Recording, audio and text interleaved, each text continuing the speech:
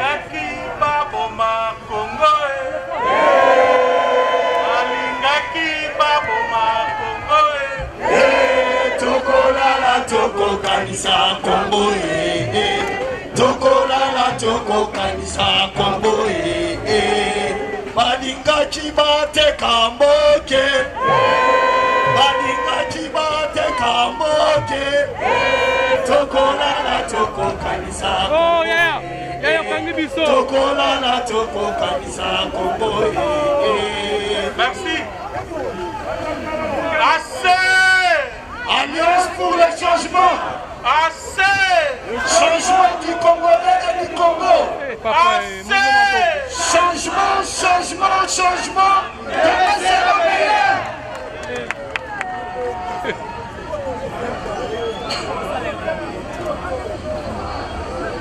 Chers membres fondateurs de l'Alliance pour le changement, mesdames et messieurs les chefs de partis politiques amis,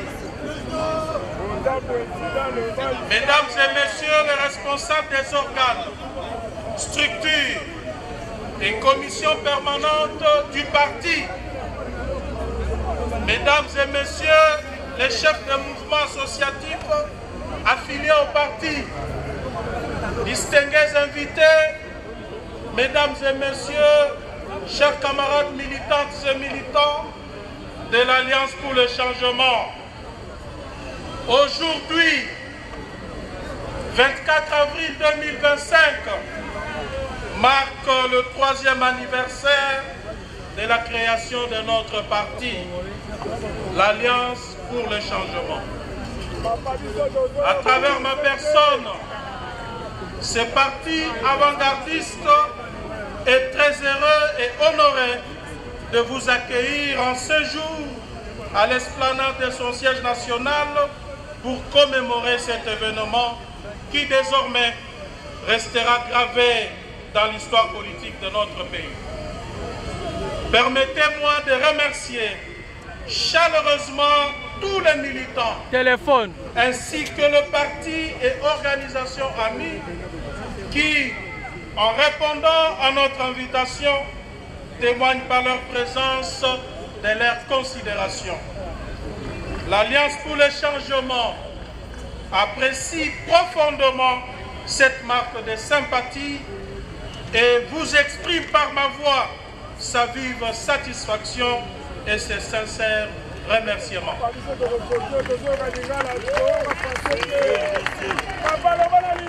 Nous sommes réunis ici non seulement pour célébrer le 3e anniversaire de notre parti, mais aussi pour rendre hommage à la force indomptable de notre mouvement, à la résilience de nos militants et à l'espoir qui brille dans le cœur de chaque Congolais.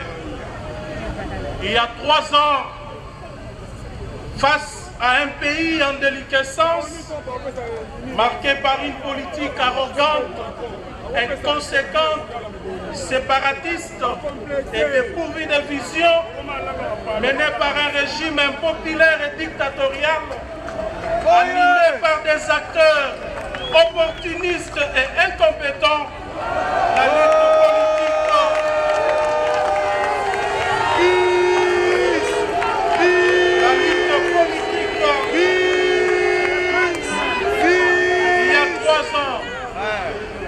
face à un pays en déliquescence, marqué par une politique arrogante, inconséquente, séparatiste et dépourvue de vision, menée par un régime impopulaire et dictatorial,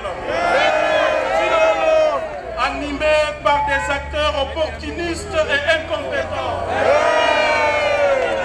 La lutte politique et constitutionnelle s'est imposée comme la seule alternative à la dérive constatée.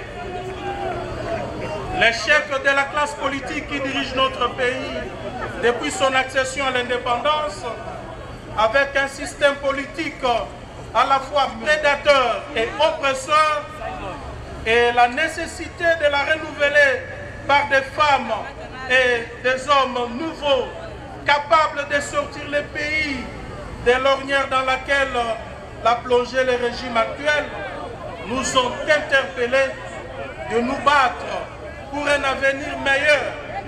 Un avenir où chaque voix compte, où tous les citoyens sans distinction de tribus ni de provinces ont droit de bénéficier du fruit de la redistribution du revenu national et du vivre dignement.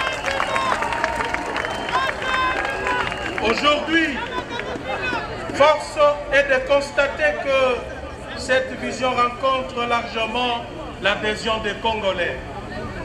La pertinence et le sérieux des analyses et prises de position de notre parti suscitent respect et admiration sur la scène politique nationale.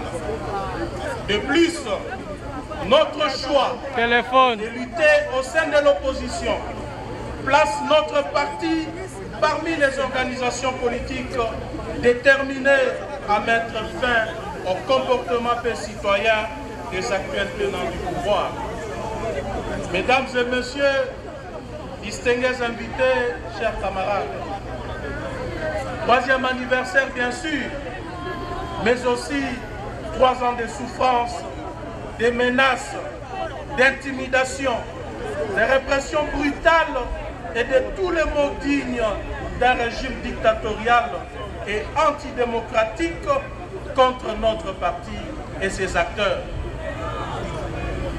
Ce chemin n'a donc pas été facile pour nous, car au lendemain du point de presse relatif à la création de notre cher parti, nous avons été arrêtés injustement en violation flagrante de lois et de mesures d'unité parlementaire et condamnés à une peine de prison imaginaire de 7 ans, sans que cet arrêt ne me soit notifié jusqu'à ce jour. D'autres cadres et membres fondateurs ont été soit arrêtés, soit chassés de leur milieu de travail où ils évoluaient comme experts formés par la République. Chers camarades, laissez-moi vous dire que même mon épouse a été traquée, condamnée à 6 mois de prison. Dans le même registre, nous avons fonctionné durant 3 années sans reconnaissance administrative, car le pouvoir en place avait refusé catégoriquement de nous octroyer l'arrêté d'enregistrement. C'est là pour nous décourager et nous condamner à la mort politique. Mais à ce jour, j'ai la joie de vous annoncer que notre parti vient de bénéficier d'un arrêté d'enregistrement signé. Téléphone. Pardon, vous achetez votre ligne.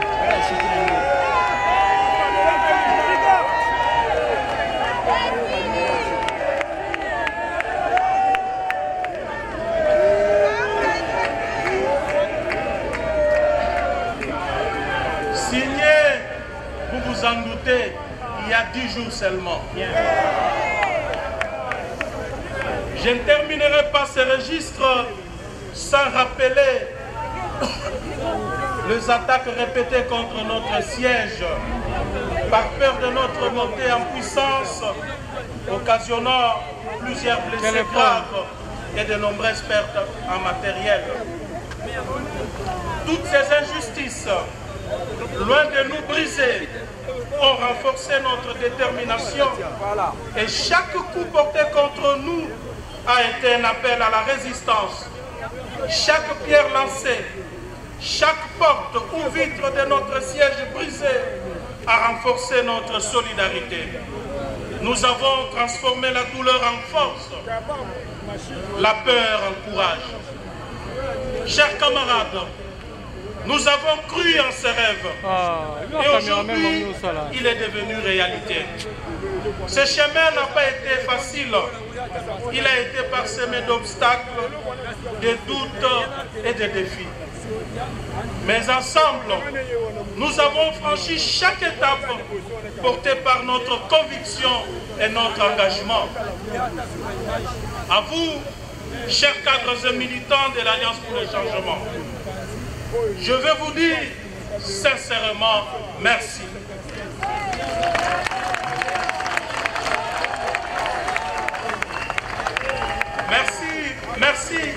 Merci pour votre résilience, pour votre détermination à ne jamais abandonner. Vous savez, tout ce que je veux vous demander, c'est de pardonner à nos bourreaux.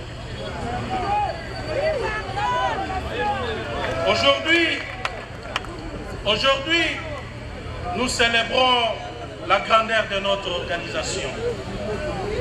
La mobilisation de ces jours démontre la force indomptable du courage et de notre détermination. Vous êtes le fer de lance de cette lutte. Vous êtes le véritable héros de ces jours.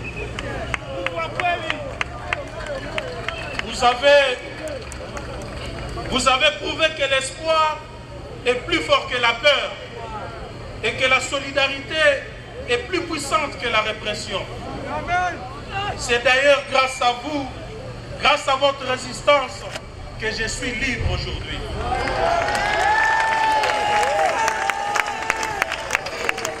C'est pourquoi redoublons d'efforts, intensifions notre mobilisation et montrons à tous que rien ne peut arrêter ceux qui croient profondément à leur idéal. Ne baissons pas la garde, c'est maintenant que tout se joue. Merci beaucoup. Vous êtes de ceux qui n'ont pas pu s'exprimer. Vous êtes la voix de ceux qui n'ont pas pu s'exprimer. Vous êtes le visage de notre avenir, dont la vision devra porter sur le changement intégral du système de gouvernance qui, depuis l'indépendance, est corrompu et caractérisé par la prédation au sommet de l'État. Mesdames et messieurs, distingués invités, chers camarades, au moment où nous célébrons cet anniversaire, le régime actuel au pouvoir a plongé les nations dans des souffrances insupportables. Nous sommes tous témoins de l'effritement de l'État. Le pays sombre. Tous les indicateurs de la vie socio-économique sont au rouge. La dégradation progressive et dangereuse de la situation sécuritaire durant les 2 mandats successifs du régime de Félix Tshisekedi atteste l'incapacité du pouvoir à apporter des solutions souveraines dans les domaines stratégiques comme la défense du territoire national et la protection des personnes et de leurs biens. L'insécurité grandit au jour le jour, tant dans la partie orientale du pays qu'à l'ouest avec les phénomènes Mobondo et au niveau de toutes les entités urbaines, laissant nos populations dans la plus grande détresse. La RDC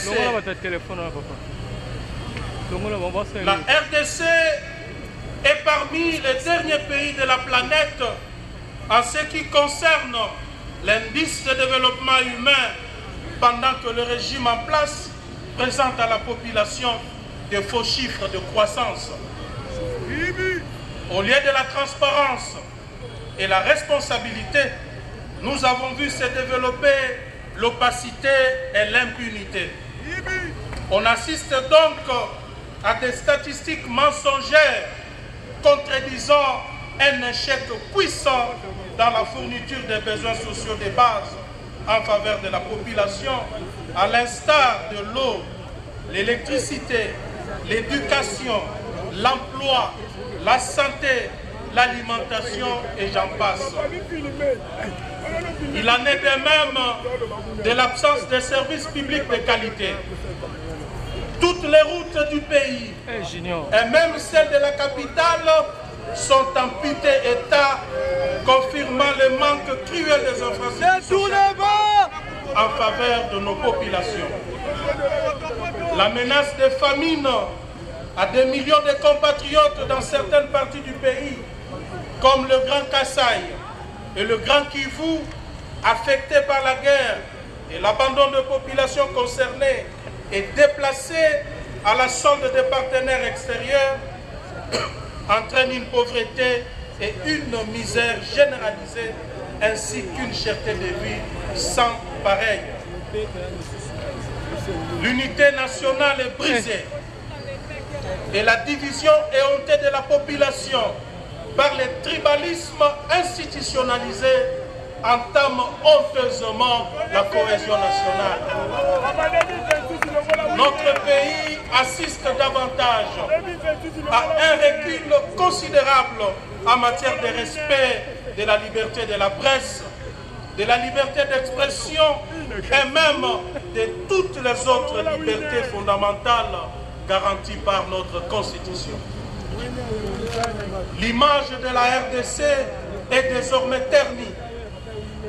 Ternie au niveau international par la politique d'oppression du régime, motivée par des accusations de faux complots et des montages grossiers contre certains leaders de l'opposition. La mauvaise gouvernance politique et économique, consacrant en 6 ans de gestion seulement le plus grand nombre de scandales financiers jamais connus de tous les régimes qui se sont succédés à la tête de notre pays. Les Congolais sont impuissants face à l'instrumentalisation de l'appareil judiciaire et des services de sécurité civile et militaires pour des fins personnelles. Les antivaleurs tels que la corruption, la concussion, les détournements des deniers publics, les népotismes, le clientélisme et les mensonges sont devenus la norme.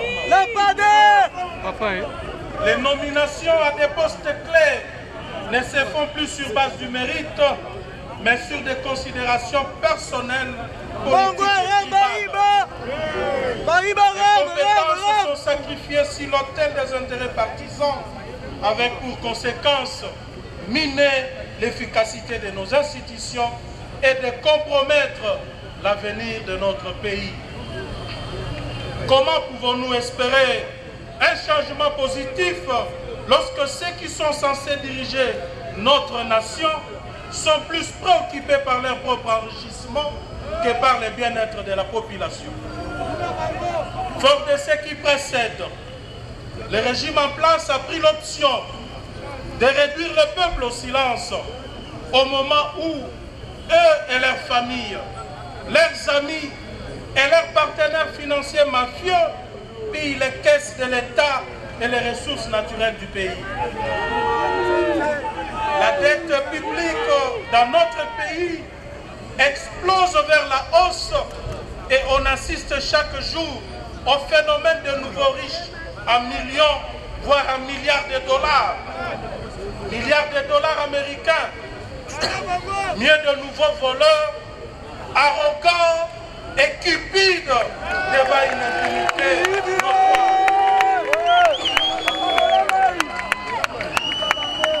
Pendant ces temps, le président de la République continue à s'illustrer par des promesses non tenues, des discours enflammés qui n'ont jamais été suivis d'action.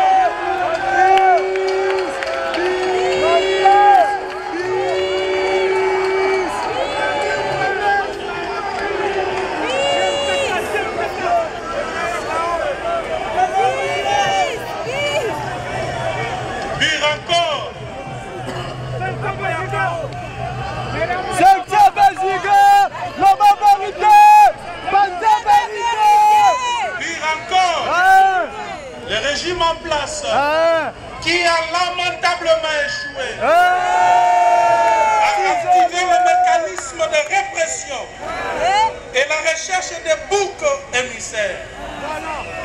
Ils se servent des problèmes sécuritaires que connaît notre pays à l'Est comme prétexte pour mettre de côté la Constitution, les lois et les règlements de la République et fonctionnent à l'image d'un régime totalitaire ou d'exception. Ce régime voit les complots partout. Et à ses yeux, tous ceux qui ne sont pas d'accord avec leur manière de gérer le pays sont considérés comme ennemis de la République.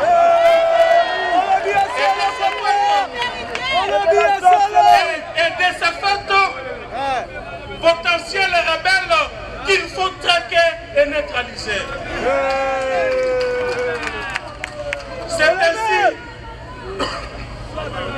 C'est ainsi qu'ils accusent, arrêtent et emprisonnent arbitrairement tous ceux qui gênent les visées autocratiques et tyranniques mises en place.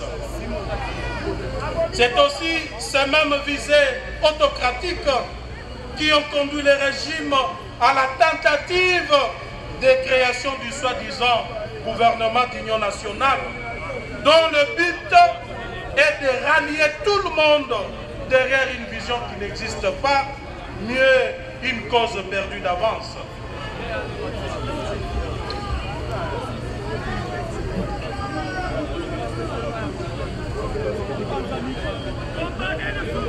Mesdames et messieurs, distingués invités, chers camarades, il est temps de dire stop à cette dérive et de revendiquer une gouvernance responsable, transparente et respectueuse des droits de l'homme.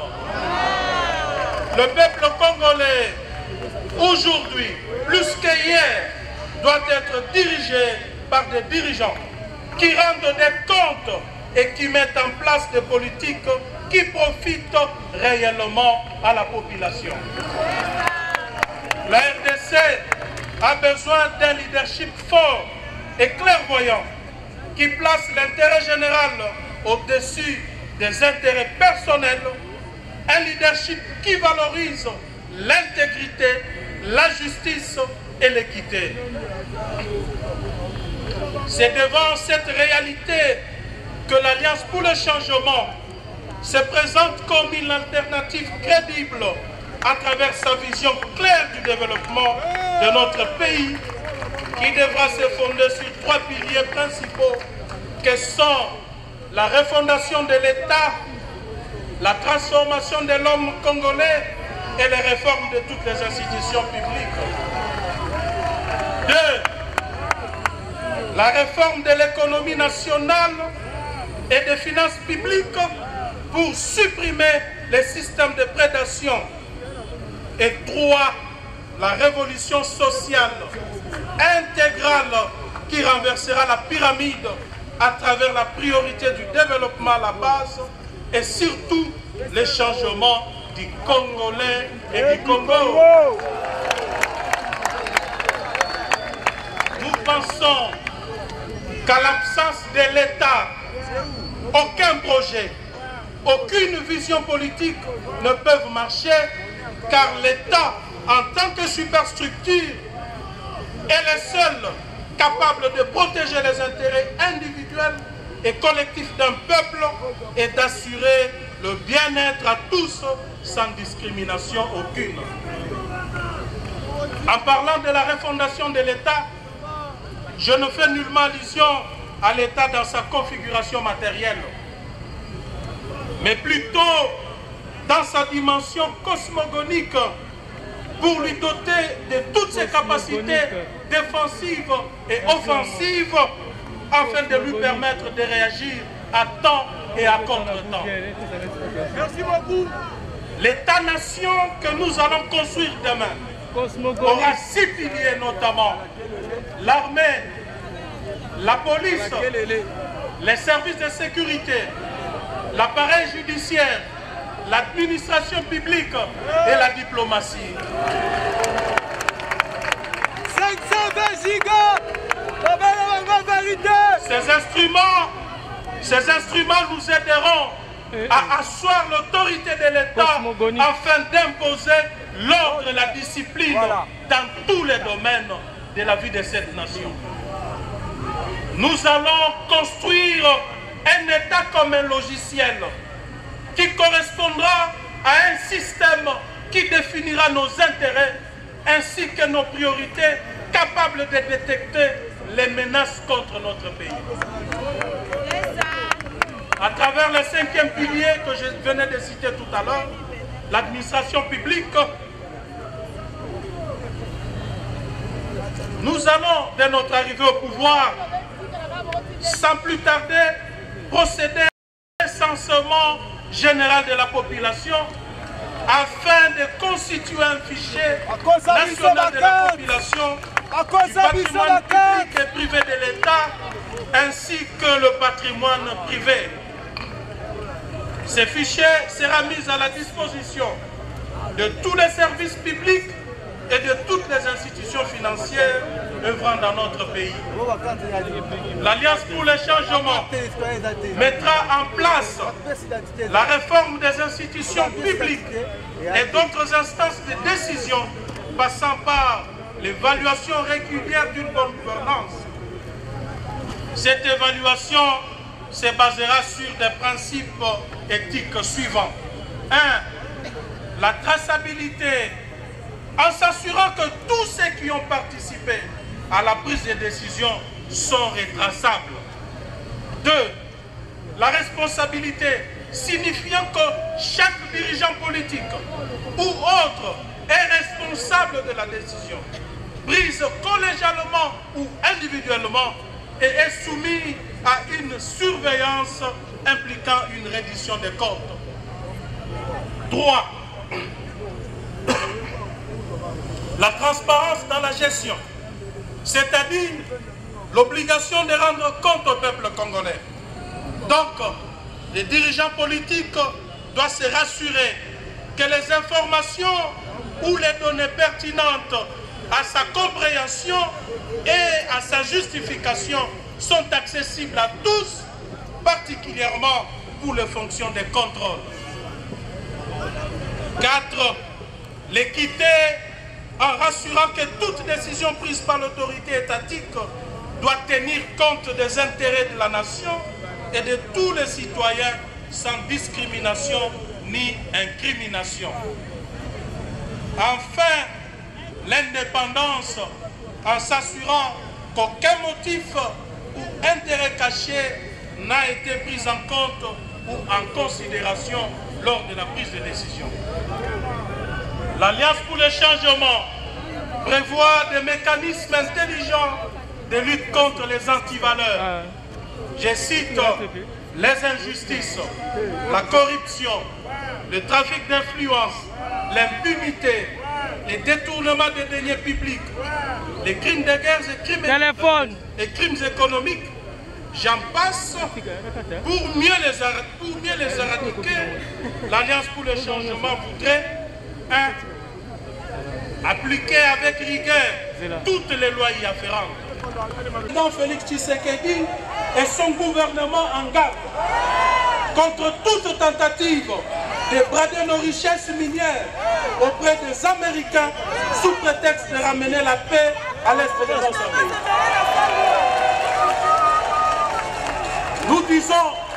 Nous disons aux Américains que l'incapacité du régime de Kinshasa à sécuriser les Congolais n'est pas due au manque de moyens, mais plutôt à la mauvaise gouvernance, la corruption, la concussion, les détournements des deniers publics.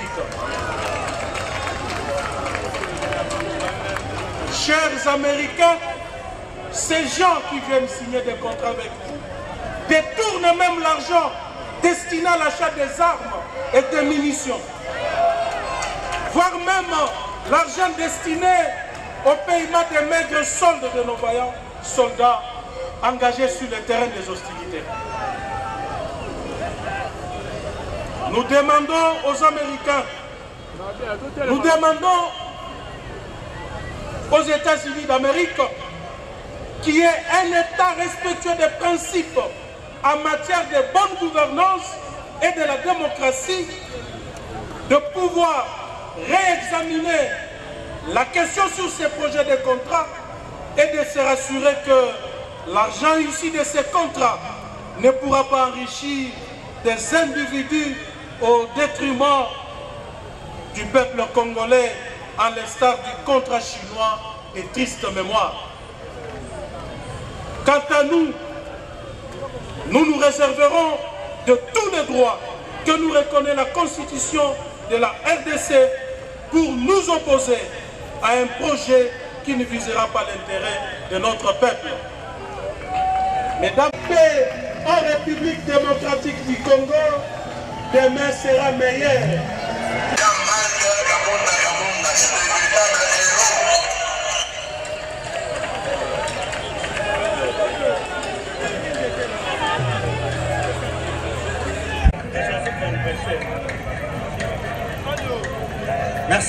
Merci beaucoup de nous avoir abreuvés de cette source intarissable.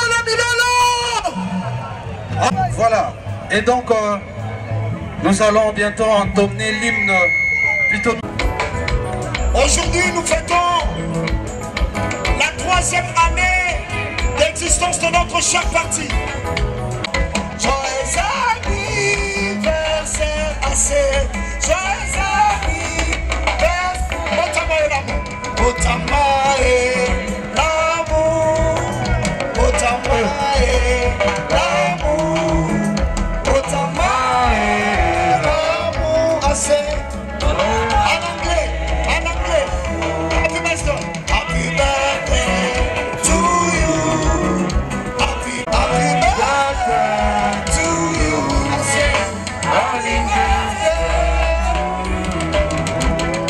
Vos ovations, s'il vous plaît, Nous allons, le président Albert Petit, le président